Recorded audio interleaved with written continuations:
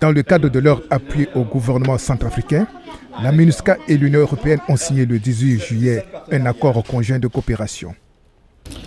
Il s'agit d'un accord que nous avons signé en effet avec le représentant spécial du secrétaire général, M. Parfait Onanga, et le commandant de UTM, le général Ruiz, et qui est préparé depuis plusieurs semaines, en impliquant d'ailleurs nos sièges, et qui formalise un peu le partage du travail et la coordination entre l'Union européenne, y compris UTM, et la MINUSCA, sur l'appui que l'on donne à la politique du gouvernement, notamment dans le domaine de la réforme, en particulier dans le domaine de la réforme du secteur de sécurité, c'est-à-dire l'appui au FACA, à la police, à la gendarmerie et à la justice essentiellement.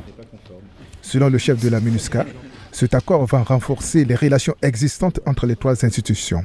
C'est un appui multidimensionnel, mais où les compétences des uns et des autres sont absolument indispensables, surtout en ce moment précis où, d'ailleurs, ne serait-ce que pour mentionner le travail qui est fait au niveau de l'UTM, il est important que bientôt, justement, des forces de défense centrafricaines soient à pied d'œuvre. D'ici la fin de l'année, l'Union européenne avec l'UTM va former 2 nouveaux bataillons des forces armées centrafricaines, soit environ 1200 soldats. Et une fois quand ils sont armés et quand ils sont équipés, ils sont disponibles pour le gouvernement pour être déployés.